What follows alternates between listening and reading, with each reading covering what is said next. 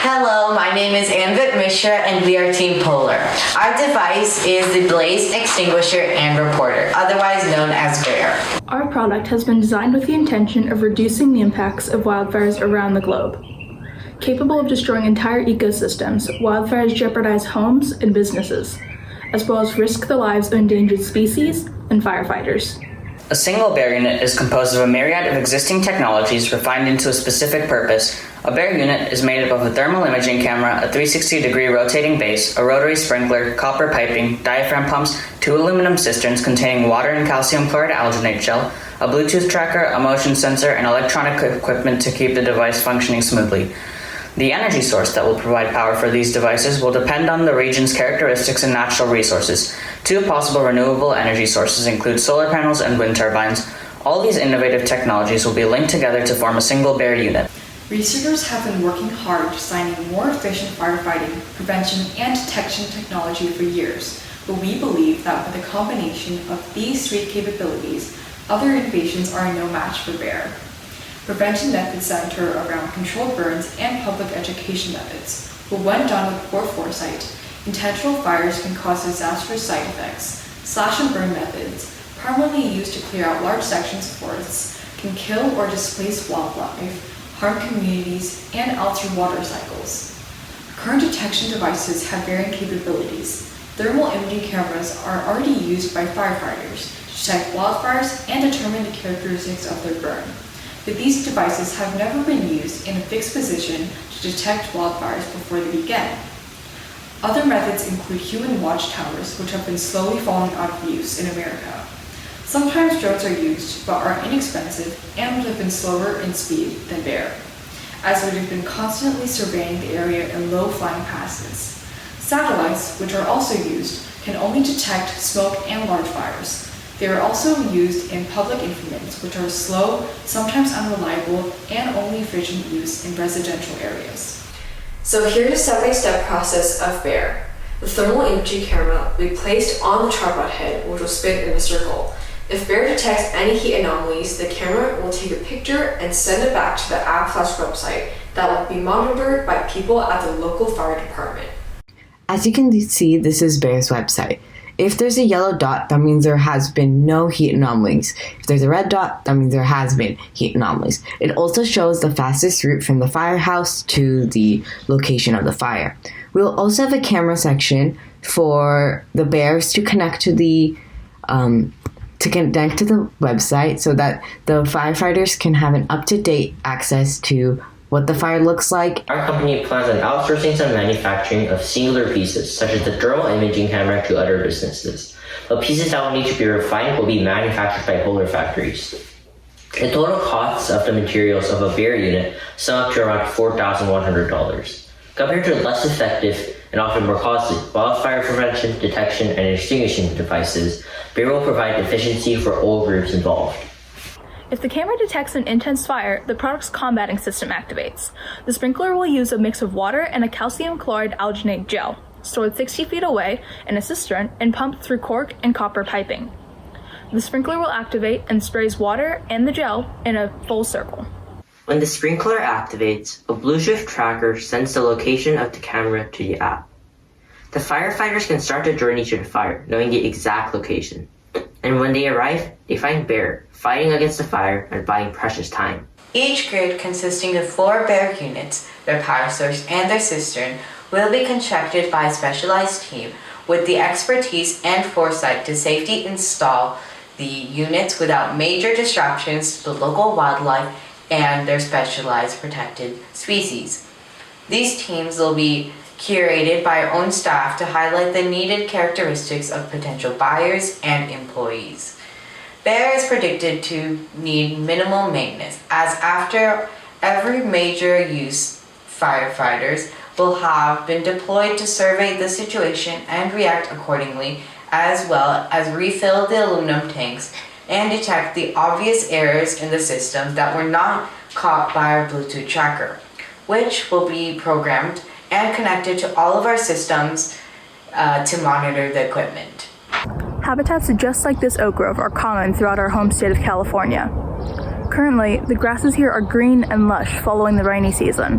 But as the year progresses and temperatures rise, these plants will begin to dry out and cover the floor with highly flammable brush. While the possibility of a fire igniting in this area is real, this area specifically is located in a suburban neighborhood with plenty of nearby fire stations to respond to fire risks. But regions with similar conditions, located further from fire stations, provide the ideal conditions for wildfires to ignite. It is in areas just like this, flammable and remote, that our product will be the most efficient.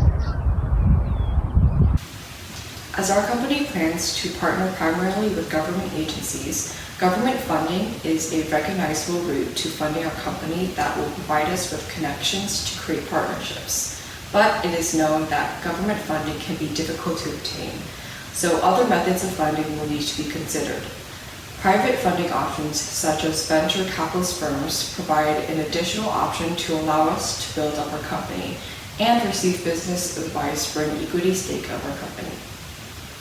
The intention for BEAR, as well as our goal for our company, is to prevent, detect, and combat wildfires, help protect the environment and wildlife, ease the demanding jobs of firefighters, and save homes and lives. Our team thanks you sincerely for this opportunity to present our ideas. Thank you for your time.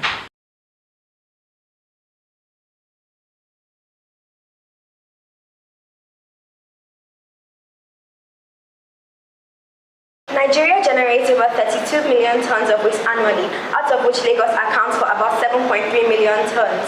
Interestingly, only 20 to 30% of these wastes are actually collected, in spite of all the huge resources and all the efforts made in this regard. This trend obtains in most cities and state capitals in Nigeria, except that the volume of waste may differ. Similarly, in the West African sub-region and indeed Africa and most developing countries, the story is the same. Bulk of the uncollected waste is left to decay, thus polluting the environment, including soil, air, and water, with dire consequences on the health and well-being of inhabitants. Great cities all over the world are known for their cleanliness, and this can only be achieved through rigorous application of international best practices in waste management.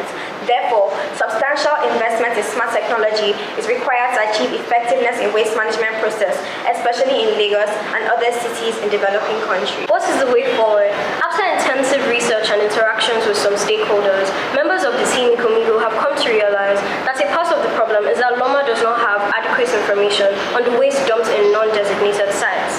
This has culminated in large deposits of waste dispersed across both residential and non-residential areas in Lagos.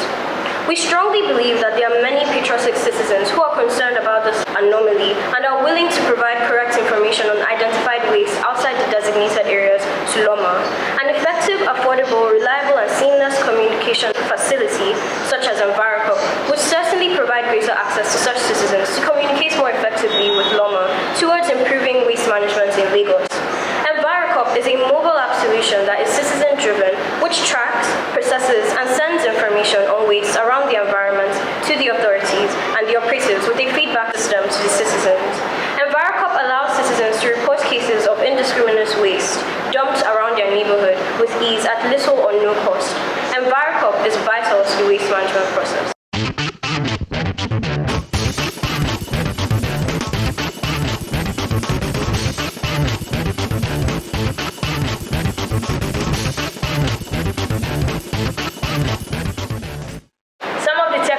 Of the app include that the app is GPS enabled, allowing only real-time photos, images of waste to be uploaded, thereby eliminating the possibility of false reports.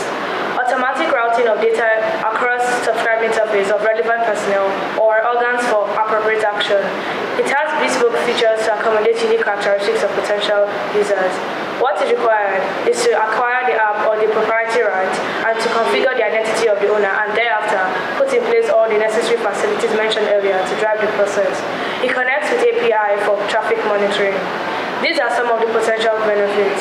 It expands waste collection coverage to include all houses in developed areas through effective utilization of the report feature in the app. Revenue will go up to take care of overheads. It leads to effective scheduling and route planning for improved resource utilization. There is greater efficiency and improved waste collection index. The mobile app is primarily designed for agencies of government, manufacturing companies, and other institutional businesses for use in their waste management practices. EnviroCorp would be demonstrated to the aforementioned agencies to get their buy-in, after which interested stakeholders would be issued proprietary rights for the deployment of the app in their waste management procedures. Once an agency has shown sufficient interest and possesses all the aforementioned requirements, EnviroCorp app will be uploaded in their identity in the Google Play Store and Apple Store for proprietary rights and a fee to be determined. Marketing would be through the app stores and app websites using regional online, Google or Google Ads, events, and by distribution of information and enlightenment materials. There is a large and varied market which spans across most developing countries. There are about 1.3 billion people in 107 developing countries in the world, which make up about 22% of the world population. Out of this number, a sizable population will likely subscribe to the app. I think it's a great idea because it's relevant. It's solving a real problem. So Lagos and many states in Nigeria have a refuse problem. And so the government can be alerted to know where to go to pick up refuse. That helps a great deal. And the best idea is come from solving real problems because you need to have willing buyers for your solution. As I said, it's a great idea, and it's one that is relevant because it solves a real problem, and therefore will have willing buyers if you wish to commercialize. The Lagos Business School can help the idea move forward by introducing you to potential investors who can help you develop the idea further and commercialize and also publicize the idea. Not that I know, I've heard a lot of young people talk about recycling waste products, but not like this. But the idea is brilliant, and I'm sure it can be used even overseas. It can be repurposed, so the same way you can report refuse, you can report crime, you can report, expired food being sold, you can report emergencies. So it has various applications. It could have various applications. So what you want to do is to get a patent for it as soon as possible.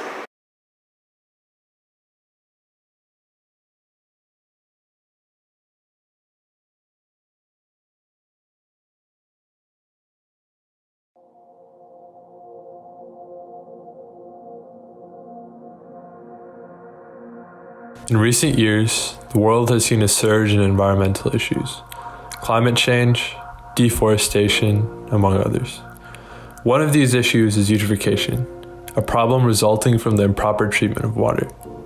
Eutrophication arises from the oversaturation of limiting nutrients, such as nitrates and phosphates.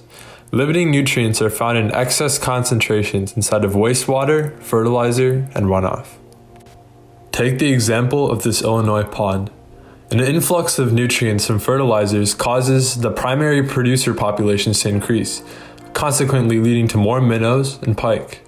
Since there are more organisms in the ecosystem, this means that more limiting nutrients are required to adequately support current population levels. Although this is required for the ecosystem's success, the influx of limiting nutrients is variable, meaning that these plants and animal populations cannot be sustained over long periods of time.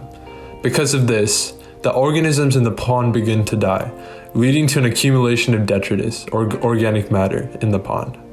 This accumulation of detritus is decomposed by aerobic bacteria, which drains the ecosystem of oxygen and nutrients and increases acidity and toxin levels. Now, let's look back at where we started.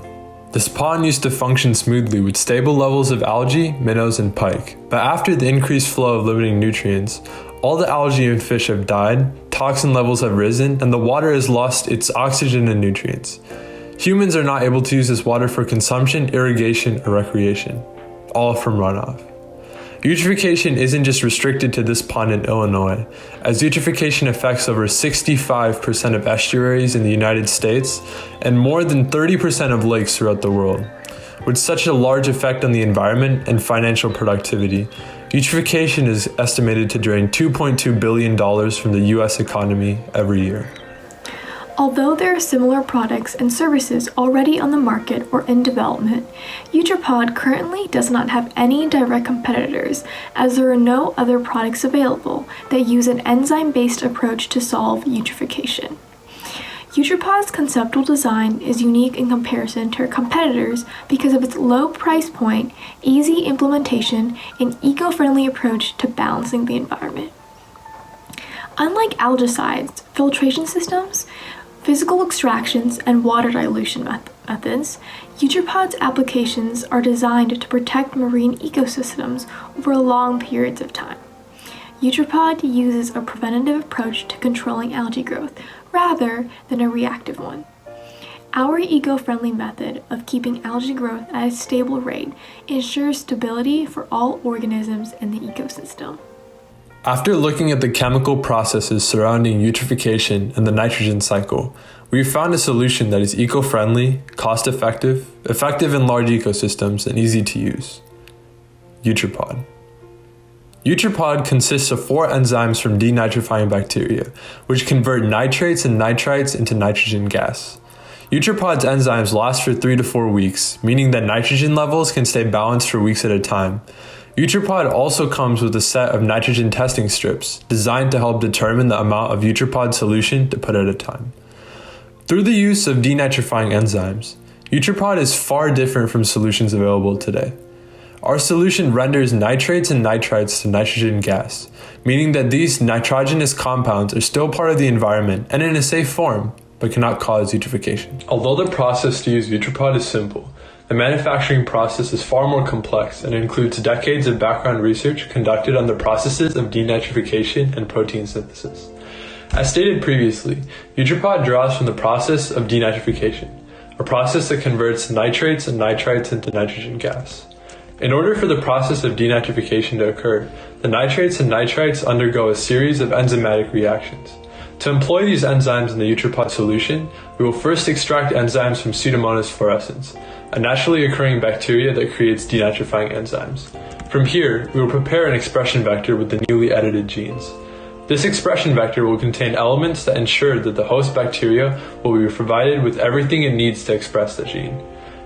After combining the genes and expression vector, this expression vector is then inserted into E. coli, a bacteria that will produce proteins at a much faster rate than Pseudomonas fluorescens. The enzymes are created through protein replication and once extracted, are inserted into a buffer solution. The buffer solution has a pH similar to that of the protein in order to prevent denaturation. The unpredictable nature of water bodies and their potential pollutants could easily denature or destroy most proteins as we edit the genes of the enzymes further. This allows the proteins in Eutropod to have a higher resistance to common factors that cause denaturation. The process will be subcontracted to be most efficient. The task to produce and package Eutropod will be outsourced to separate companies. With increased capital or large investments, we will return to in-house production to ensure that our product is kept safe. The total initial cost to start Eutropod is $35,000, including production, research, and patent costs. Each gallon of Eutropod will cost $19.55, and price breaks will occur at every 1,000 gallons sold. Eventually, the price of Eutropod will reach a low of $6.78 at 20,000 units. After the first year of sales, Eutropod is estimated to gross $1.6 million. We will apply to research grants from external organizations for research costs and utilize crowdfunding as well as small business grants to cover production and patent costs. Eutropod is implementable in a growing market segment. Nationally, the total available wildlife and agriculture industry is valued at $136 billion. Our target audience consists of 3 markets: primary, secondary, and retail. Farming and agricultural companies are Eutropod's primary target audience. In order to promote plentiful crop growth, farmers introduce nutrients to their fields in the form of chemical fertilizers, which rainfall can cause to wash into large bodies of water, therefore initiating eutrophication. In an attempt to control the algal blooms and noxious caused by eutrophication, the government has placed strict regulations on fertilizer limits, complicating the farming process. Eutropod is designed so that farmers can treat nearby bodies of water and counteract fertilizer runoff, allowing for convenience and abundant agricultural production. Eutropod's secondary target audience includes environmental agencies and contractors. Government agencies such as the Department of Interior and Department of Agriculture can use Eutropods to combat the effects of eutrophication in public waterways and lakes. Finally, Eutropod will be available on the retail market for home gardening and private landscaping. Homeowners can use our product to clear up additional algae buildup in their backyard pools or fountains, leaving behind a much more visually appealing property. By targeting these three main consumers, the combined market is valued at over $14 billion US. By creating Eutropod, we hope to give communities around the world the opportunity to combat eutrophication. Currently, large agricultural companies and environmental organizations are the only entities that use existing products to treat eutrophication, leaving farmers and landowners powerless against its effects. After releasing our product to the world, we hope to bring this from our small Illinois pond to the world through Eutropod, bringing an end to eutrophication.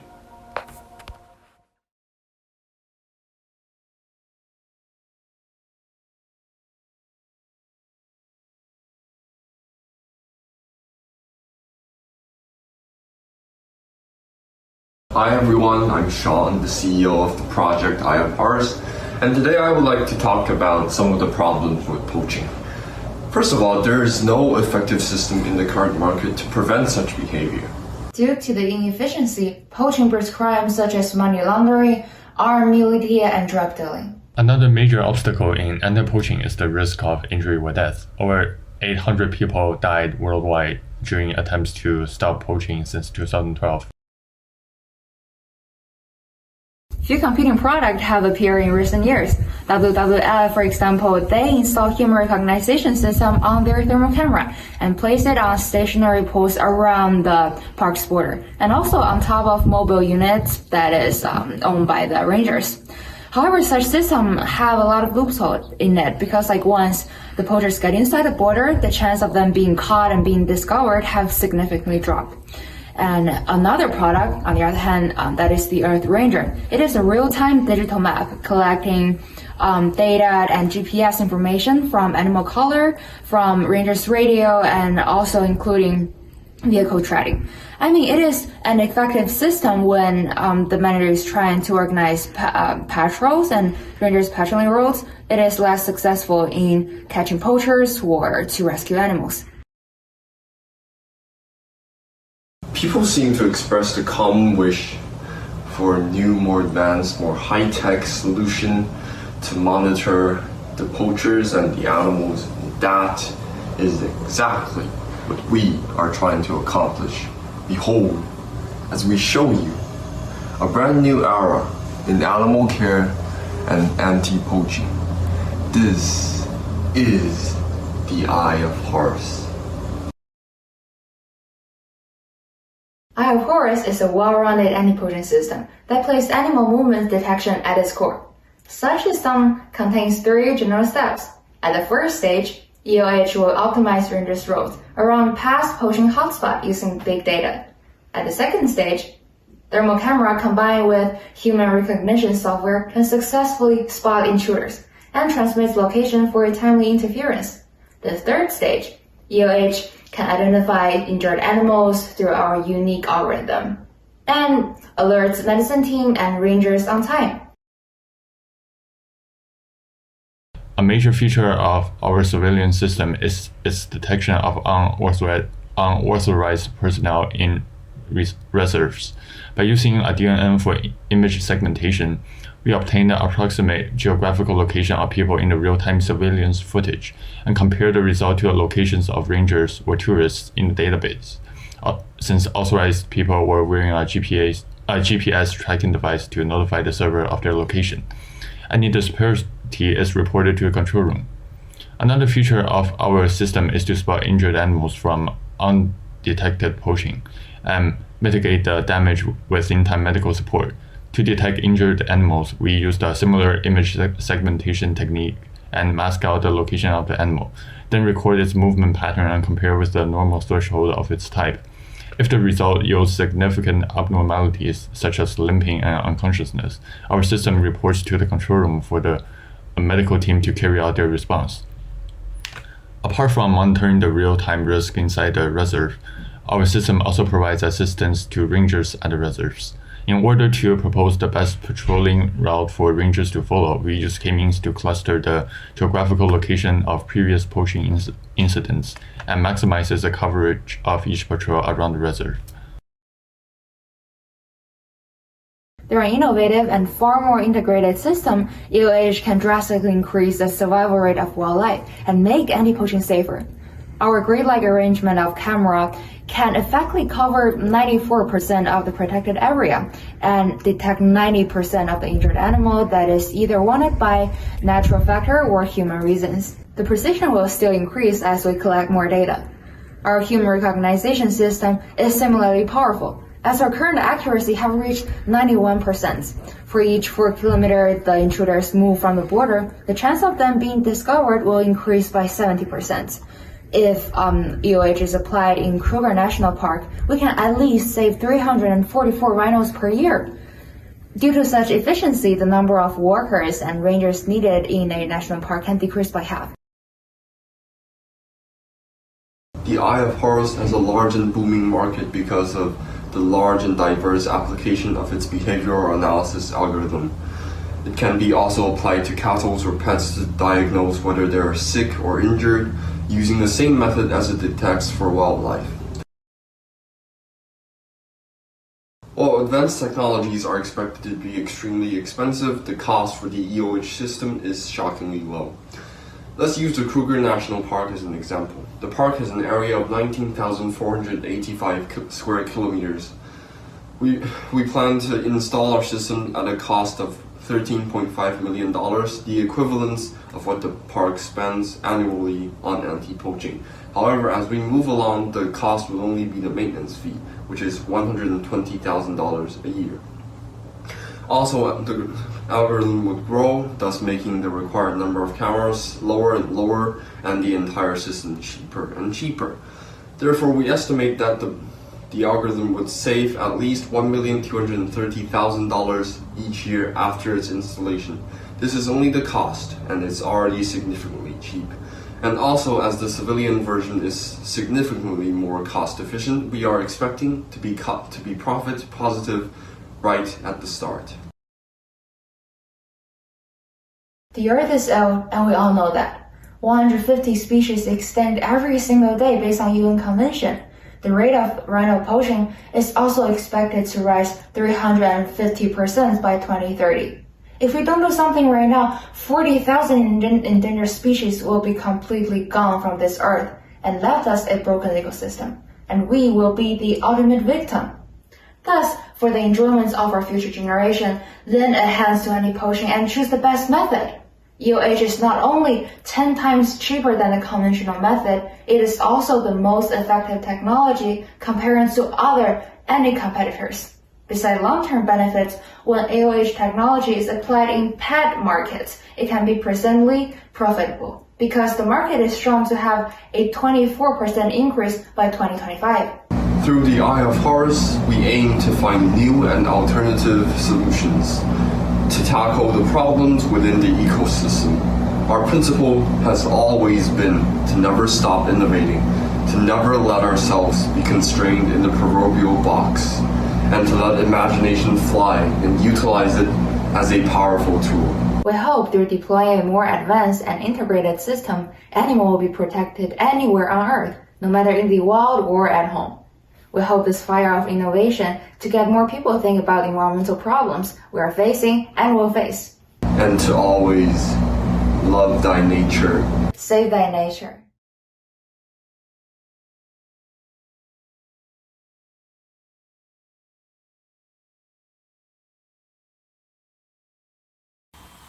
Hello, we are the K Cellulose Mass team, and we are actively working to create an innovative and feasible measure to tackle the resulting marine pollution of the COVID-19 pandemic and meet the demands for a new type of face mask.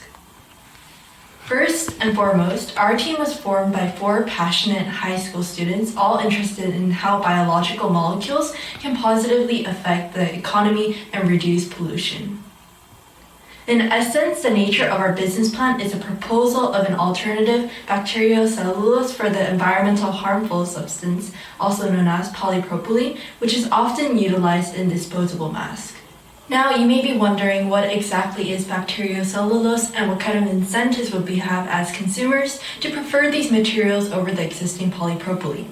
Well, cellulose makes up the primary component of the plant cell wall, and its advantage is that it is biodegradable, thus reducing the harm even when littered in natural environments such as the sea. In fact, the main problems in the status quo of the market and the reasons as to why we chose this issue were based on three given aspects. Number one, low supply yet high demand. Number two, the immense amount of daily waste of plastic polypropylene thrown into natural environments. And number three, the financial damage to tourism corporations and fisheries for having to tackle issues of waste and pollution in the areas. And as reiterated, the mask would provide a direct solution to the given dilemmas with its reusable components and high supply. Furthermore, these negative effects of pre-existing masks don't solely end at its environmental damage. Rather, studies suggest that the fabric does not promote the full protection against the virus, along with over 75% of this harmful material making its way to the natural environments.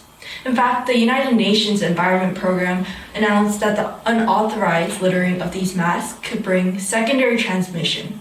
Of course, this would be counterintuitive as masks are traditionally employed to prevent the flow of viruses, but such suggests that a simple misuse of this material may instead result in such unintended consequences. Last but not least, positive demand shocks in which citizens hoard away materials are not rare, which our K-cellulose mask would immediately solve. According to Grand View Research, the global disposable face mask market size exceeded the value of USD 74.9 billion in 2020, and it is expected to grow at a compound annual growth rate of 53.05 from 2020 to 2027. And as the demand for disposable masks has been driven up by the unprecedented spread of COVID-19 and given further rise in popularity of online shopping platforms, we believe that the best way to distribute our product is through e-commerce. As a startup company, we would enter the market through online platforms as the entry barrier is significantly lower than trying to have major stores carry emerging products. The change in consumerism will likely to continue post-COVID-19 and change shopping habits as we know them. For this reason, utilizing the online platform will help raise the accessibility of the product to a more extensive range of customers and thus increase sales figures significantly. Our business is geared towards environmentalists or environment enthusiasts who are aware of the increasing amount of materials used to produce disposable masks and want to decrease the waste created from their daily disposable of masks. There are mainly three competitors, which are groceries, apparel, avocado, and Vita protective mask. Compared to the competitors, our company highly priced on the quality of the product that is efficient in reducing the environmental burden of disposable masks and protecting users' potential infection from viruses. Furthermore, the cost is highly reasonable considering that it is fully washable and reusable. One of the biggest factors that influenced our team to conduct this project was the outbreak of COVID-19. This pandemic resulted in the reliance of disposable masks in order to decrease in the transfer or spread of the virus. However, most disposable face masks are made of polypropylene, a thermoplastic polymer prominently used in household plastics. The problem with this is that polypropylene is not easily decomposable, even if recycled. The elastic bonds on masks have also been causing much harm to animals, getting tangled around the body or strangling necks. Our product aims to establish a sufficient alternative through the use of bacterial cellulose filters to solve the problems arising from the use of polypropylene masks. According to research conducted by the University of Maribor, cellulose is a common polymer extracted from all sorts of plants, effectively creating an endless supply to meet rising demands. Particularly, bacterial cellulose has a unique nanostructure, high water retention capacity, a high degree of polymerization, high mechanical strength, and high crystallinity with acetobacter being the most effective among the bacterial celluloses studied to date. The materials used for this experiment were 200 millimeters of apple cider vinegar, 200 grams of white sugar, 2 bags of black tea, 1 liter of water, and a small-sized SCOBY bacteria. After approximately 2 weeks of maintaining the solution of 7 to 20 degrees Celsius water temperature, never dried bacterial cellulose forms. The process of culturing is as shown on the screen. After getting through the process of culturing, it will result in flat sheets of bacterial cellulose. Those sheets will go through a manufacturing process where the sheets will be adjusted to an approximate size and shape of a disposable face mask. Packaging will be the last process to get through to deliver an effective wearable mask to the customers. We will now examine the concept details of the product. We based upon the cost and capacity for the production of one mask. However, the price offered next to the material may be expensive or cheaper than what we used, which will produce variations. Additional fees, including plastic wrappers, electric match, bills, and labor expenses, will be averaged by the amount of masks produced. The expected cost will be around 8,140 Korean won to 8,650 Korean won for a million masks. To execute mass production and marketing, we'll have to receive funds through an institution. Our first step of funding will test the prototype's persistence and efficacy. The second step is funding to provide our product in nearby businesses, which will lead to our final step to implement our product globally in pharmacies and markets. Approximately 8.1 billion Korean won to 8.6 billion Korean won is required to execute every step. We are planning to receive our funding through KHIDI, a government-affiliated institution that supports health industries. Now that COVID-19 has become a global pandemic, the institution is pushing to invest in businesses that aim to support COVID-19 prevention.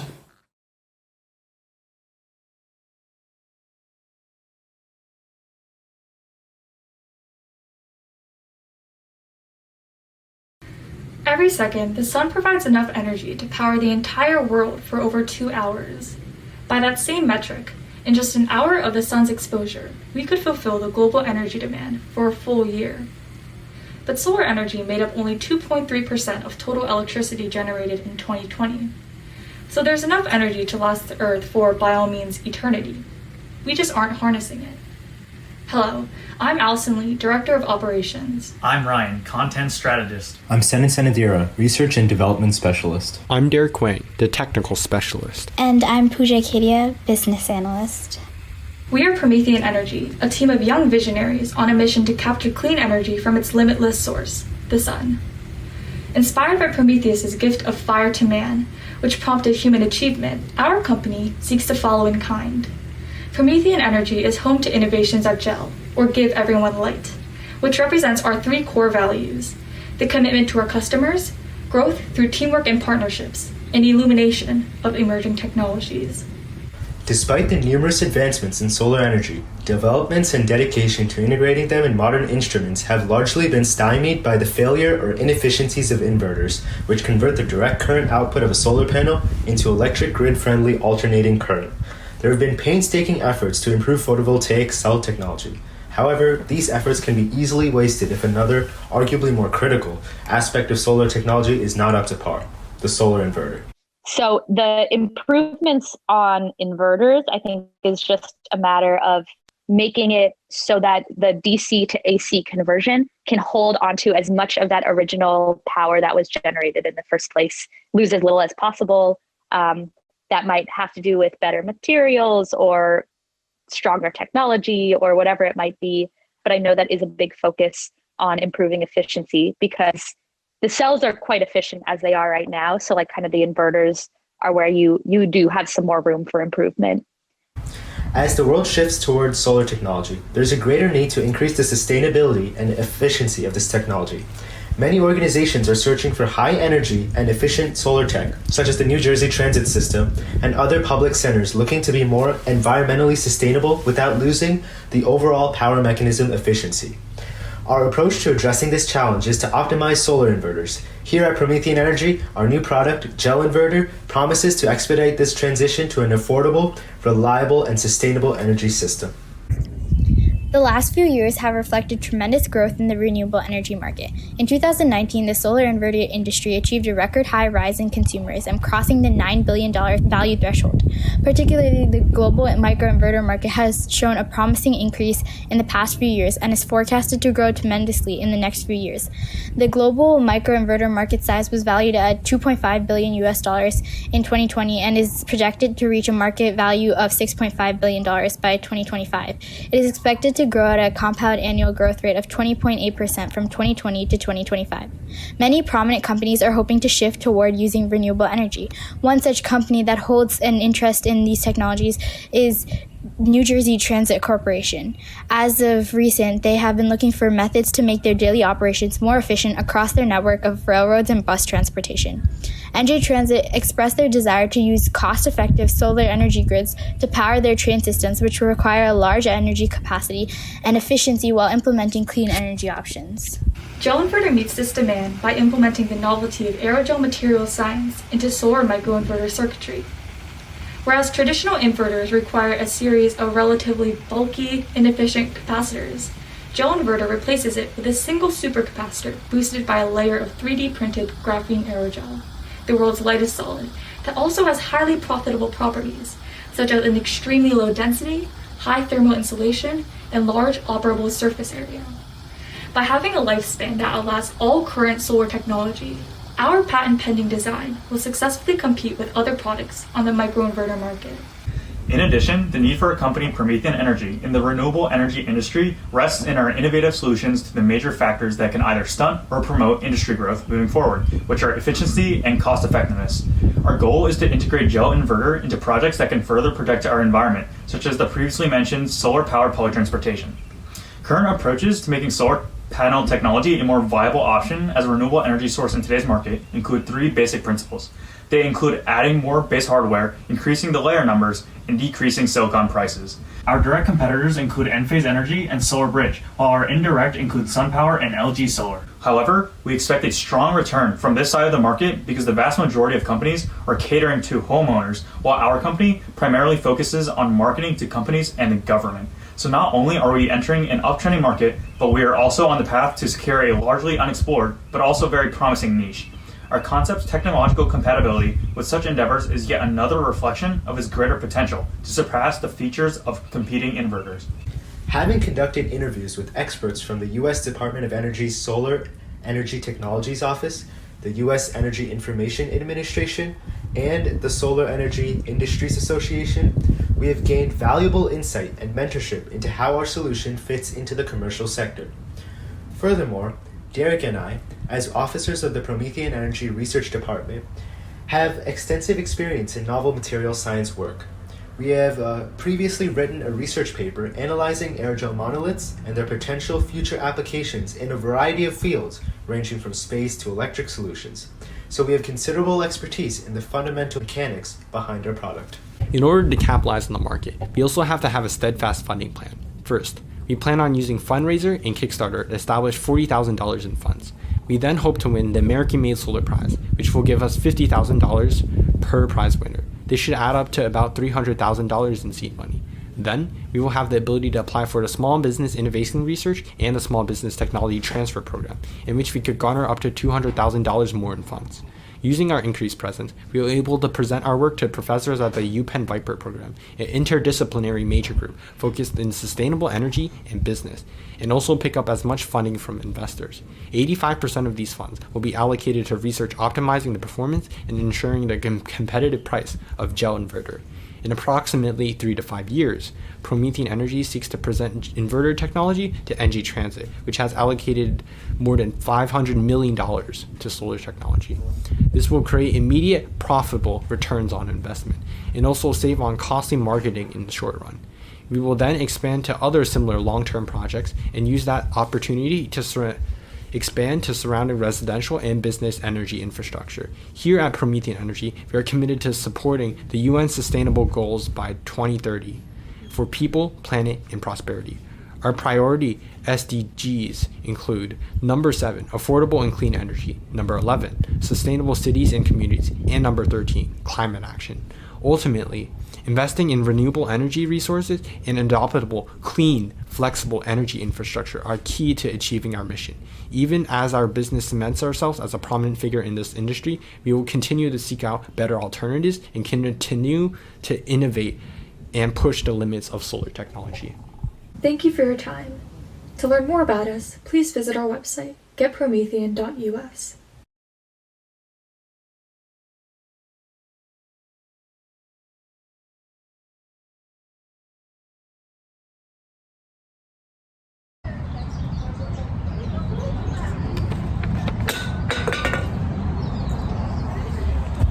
you! Who, me? Yes, you! You just dropped thousands of kilowatts of energy you could have used to power your own house. It's just one soda can. It'll probably end up being recycled or forgotten. Well, you might think that recycling solves the greenhouse emission problem, but actually only 30% of recyclable waste in America actually ends up being recycled. Even with aluminum, only 65% is truly recycled. This unrecycled waste is exported and incinerated in foreign countries. Sooner or later, greenhouse gases pile up, and they're now single-handedly the largest threat to ecology, according to the Center for Biological Diversity. Okay, so you're telling me that there is a way to somehow make electricity from waste aluminum? Well, Get out of here! Well, actually, yes. Here's how. On a broad level, the smart bin uses aluminum waste to generate hydrogen and subsequently electricity. Let's take a closer look at the smart bin. Soda cans or aluminum waste enters the input aperture into the preparator chamber, where materials are pulverized to increase their surface area. Sensors will allow waste to be filtered out. Additionally, any soft metal is able to be utilized by the smart bin to produce hydrogen, and it will filter out that specific metal's hydroxide as the byproduct. The second chamber, the reactor block, reacts the pulverized aluminum with water, which triggers an exothermic reaction resulting in hydrogen. To increase the efficacy of hydrogen production, the surface area of the aluminum waste is maximized in the preparator. At any time, manual override can be initiated in the case of abnormal temperature or pH. The hydrogen builds pressure in the reactor chamber, which pushes the hydrogen from the reaction tank into the storage tank. Also, the heat exchange mechanism between the reaction chamber and the compressor maintains the temperature in the reactor while using the generated heat to compress the hydrogen. When the smart bin's hydrogen capacity is full, it is then flushed into an external storage chamber to produce electricity. Sick chambers! But where does all the waste go? Groovy! The bottommost chamber is the collector chamber, where the reaction's byproduct aluminum hydroxide can be flushed to an aluminum recycling facility. Here, it can be converted back into aluminum or used pharmaceutically. Finally, the hydrogen kept in the external storage will be converted into usable electricity in a fuel cell stack or microgrid location. Either way, the smart bin will retain scalability, so it can be designed to power units of any size. We have a functional proof of concept which validates our chemical process. In the reactor, bits of aluminum along with water undergoes a chemical reaction which generates hydrogen. This hydrogen is transferred to hydrogen tanks, as you can see here. As needed, hydrogen from these tanks are transferred into the fuel cell. In the hydrogen fuel cell, hydrogen and oxygen are combined to create electricity. This electricity can then be used to power the light shown above, as seen in this house. We compared our smart bin solution, including the hydrogen grid, to popular microgrid solutions such as Bloom Energy's natural gas fuel cells and solar energy sources like SunPower Corporation. So now let's examine the smart bin's efficacy across a few main aspects. First of all, it's comparable cost-wise to natural gas. It is uniquely positioned to generate energy from scrap metal on the spot. It operates independent of weather conditions. It has more cost-effective storage than lithium-ion batteries. It performs well while reducing greenhouse gases. And in addition, the smart bin produces a byproduct called aluminum hydroxide, which can be recycled back into aluminum through electrolysis. The traditional aluminum recycling method involves melting the aluminum at a very high temperature, which proves rather inefficient. We modeled the smart bin's performance on the 250,000 total aluminum cans used per minute in the US. This could have produced 17.5 megawatts of energy. Moreover, the 45.2 billion cans landfill in 2018 alone could have powered an Apple campus for 10 plus years. The following patents we analyzed consisted of somewhat similar technology, but did not quite match the intended function of the smart bin system. For example, Cedar Ridge LLC, Silicon Valley Bank Inc., and Celestial Fuel Incorporate. Isn't that efficient? The smart bin discards any non-aluminum waste to ensure safe public implementation. The reaction chamber and hydrogen storage tank are constantly monitored by an on-site microchip using various pH and metric sensors. Smart bins are all connected to an IoT network to remotely monitor and run diagnostics on the installations. When needed, the smart bin can terminate any ongoing reactions by safely releasing the hydrogen to maintain pressure. Hydrogen will quickly rise and disappear as it is much lighter than air. The controlled simulation you are about to see shows the result of the failure of one system, the pressure relief device. Though experience with natural gas has shown that a failure of the pressure relief device is extremely rare, the results of such a failure would appear like this. In this demonstration, fuel was purposely leaked and ignited by an electric spark, in both a car fueled with hydrogen and a car fueled with gasoline. We have a proposed 3-stage plan to materialize our product to the end user. Our go-to market strategy is commercially selling the smart bin, which covers manufacturing and distribution by allocating the necessary funds. Alternatively, we are open to licensing our product to other corporations who will cover expenditures and manufacturing. Our first step for development is R&D, consisting of market certification, IP protection, and building a functional smart bin prototype, which we will allocate a total of $250,000. Stage 2 is curating partnerships and securing funds. We will form relationships with different manufacturing companies to make this an efficient process. Next, we would partner up with local electrical and gas distribution companies to build the microgrids. Our last form of receiving exposure will be appealing to local governments or grant initiatives. These partnerships will open up a pathway for manufacturing and implementation. Engaging in the partnerships and defining the business model would estimate to around $100,000. The manufacturing of the smart bin is pretty much straightforward, with 3 available sizes that can be tailored to the user. Implementation will vary in intensity and size, as customizing a microgrid and several bins would be reliant on the infrastructure's metrics. In terms of consumer price, we estimate the smart bin's value to be $10,000, $40,000, and $80,000 for the small, medium, and large sizes, respectively. These 3 steps are the proposed development of the smart bin, a process that allows us to transform the product from initial research to a fully functional system for the end user. So maybe it is true. Tapping into the power of aluminum outcompetes current natural gas and solar solutions in most aspects.